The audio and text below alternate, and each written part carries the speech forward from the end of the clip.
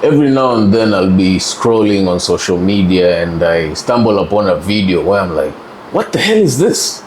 So join me as we try and figure out whatever this is.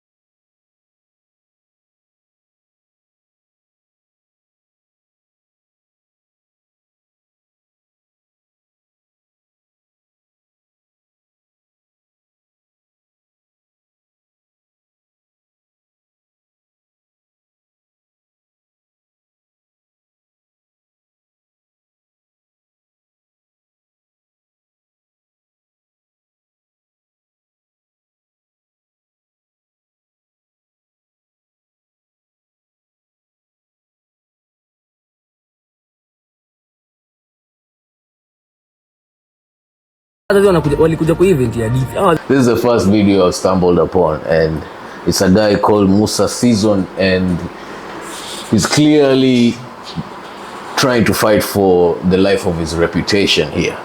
So I've not seen this guy before, but from what I've seen so far is he's anajitetea kweli, yani kuna a scandal imetokea of some sort where he has to say that he doesn't like kids in a sexual way, and we have exaggerated, the internet has exaggerated whatever inspired this initial attack. So just so that we can give this guy the benefit of the doubt, let's see what video prompted this huge vitriol backlash from everyone on the internet, Kenyans on the internet, that caused this guy to make this video, literally fighting for the life of his reputation. Mademu wa CBC wote hivi ni wasupu. Hizo grade 9 ndo warembo, hizo grade 9 mimi mamangu na babangu wameachana 6 years. Hata wengine 10. Hii inamaanisha mamangu alikuwa CBC, budangu alikuwa campus. So Malcolm, wewe machaji na manyonyezi, wacha kutuambia kitu kama ni dhambi. Ni warembo, hata unajua ni wasupu. Unajua hata wakikupea utakataa. Hauwezi. Mademu wa supu, bwana umeona kina Amalia, Shanice, nani mwingine, JB, Shams, Nilantei. Mademu wa CBC ni wakeki. Siko ukweli wa Mungu ni warembo. Hata mademu mimi kitangu nimesema ukweli world. Mimi siwezi date demu kubwa kumliko. Mademu tunatoshana na yeye. Mungu moja. Kama mamangu na babangu wameachana for 6 years. Wacha basi mimi acha niende CBC. Ni mabigi wako na pressure sana. Na mimi na support msudi ya ukweli. Msudi anasema ukweli. Hata sijui mbona nilidelete hiyo video. It's true, mkuja mniattack mimi. Kimdemu kubwa mpaka sanga. Na utambinja tu. So clearly these are very contrasting videos, contrasting sentiments in both videos. I can see why Kenyans are angry at this guy. People are livid because he's clearly sexualizing kids in the video that Kenyans initially reacted to. How do we approach this situation in a way that we leave this situation figuring out whatever this is? Is this true, or is this guy just trying to gaslight the entire Kenyan online community into thinking he didn't just say what we think he said? So how do we go about doing that? So firstly, this guy is a dancer. I don't have much to say about that. I wonder how old he is though. He looks like he is in his early 20s maybe. And he's talking about girls in CBC, which are primary school age girls, saying he finds them attractive. Not only does he find them attractive, he clearly says with his own mouth that if he was given the opportunity to go forward with that attraction, he will take it. He clearly says it himself. Ni warembo, hata unajua ni wasupu. Unajua hata wakikupea utakataa. Hauwezi. Yet in the apology video he says we exaggerated, but we had it word for word. So what are the hallmarks of the truth?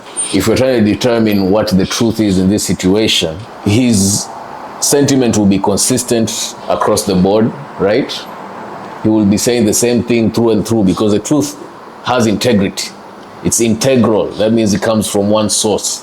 And if it comes from one source, that means if you say it here, it will be identical to if you say it in another context, in another situation.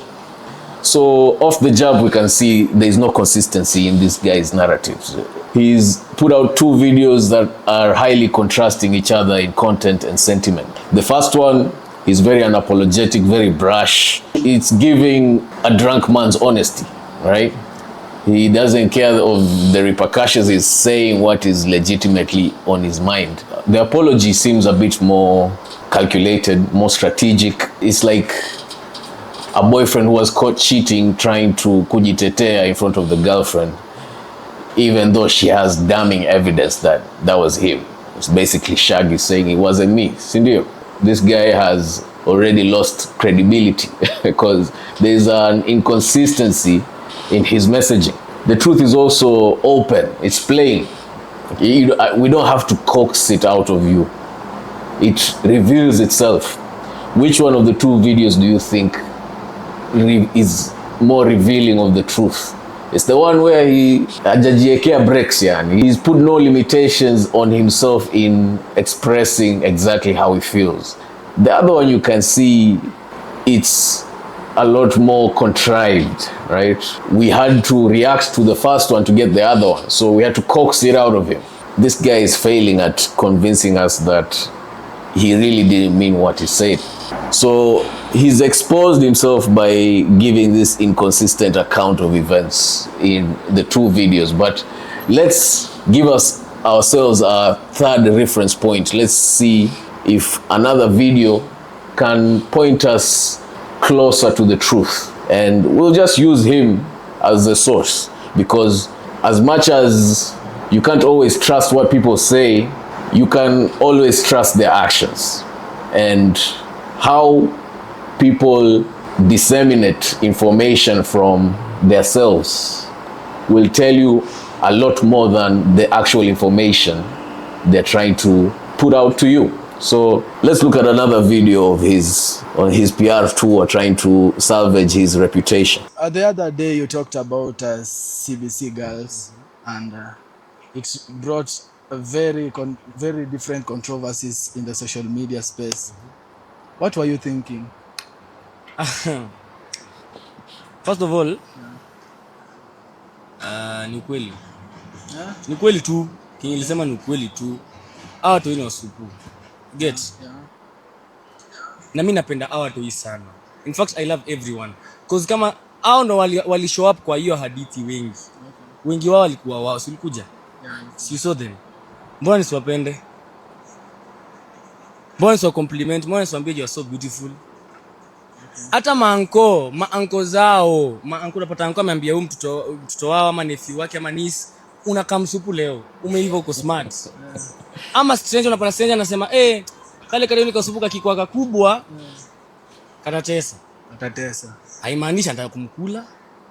That's true. Haimaanishi ati sijui ni nini hizo matakataka zote, you get? He's basically trying to say that the physical attraction to these CBC kids is not the same as sexual attraction. So let's look into that a bit further. You said yourself that given the opportunity you will take it. Utakataa. So it's not like anyone is putting these words in your mouth. You said it yourself. Why bring that up if you just think the kids are beautiful? I don't know if this guy is aware that we have the internet. We see how pedophiles move, man. We've seen people trying to rationalize this crazy worldview. We've seen entire global institutions trying to basically do what you're doing in rebranding pedophiles to minor attracted persons. This is not something new you're trying to do. If you did just think that these kids were pretty or good looking and it was just that, nothing sexual, you wouldn't have said that. You would have taken the opportunity if it was presented to you. So you're kind of beating a dead horse at this point.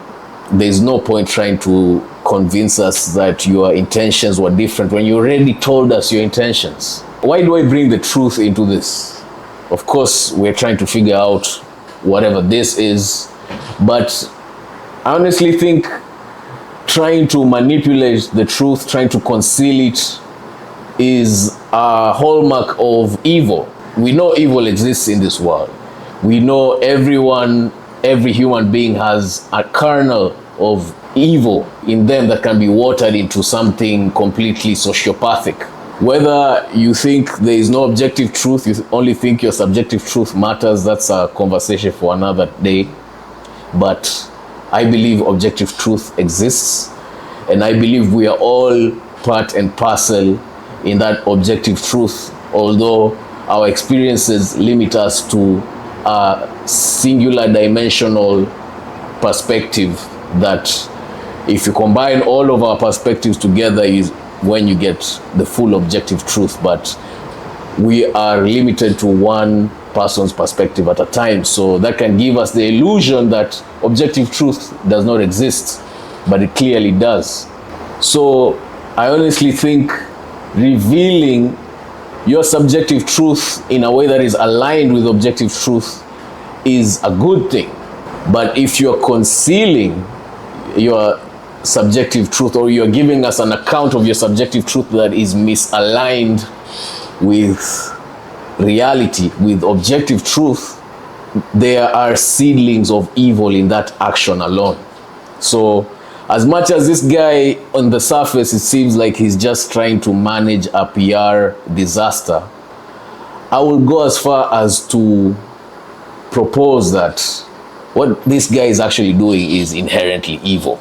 Don't gaslight us that you didn't say what you said. We clearly saw what you said. Utakata. Hawezi. Instead of saying the whole world is crazy and exaggerating because we caught you in a very inappropriate position, just come clean. Tell us you are wrong for saying that. It's not right to sexualize kids, because it isn't. I honestly believe him doubling down or trying to conceal his initial standpoint, his initial viewpoint, is akin to giving evil a place to fester. And so, kids, don't be like this guy. Take accountability for the things you say, because as much as we are all entitled to our opinions, we still hold responsibility for everything that comes out of our mouth. These things that come out of our mouths are more powerful than you would be led to believe in this day and age. So be mindful of that. Be responsible of every decision you make, every action you take. So guys, let me know what you guys think. Do you believe this guy's apology? Do you think he just thinks kids are pretty and good looking without any schmexual intent? If you think I did miss something out in this video, just let me know in the comments. Otherwise, like the video, subscribe to the page. Let's all try together to figure out what this chaotic reality is and find out whatever this is. Until next time, from Kenya with love, peace.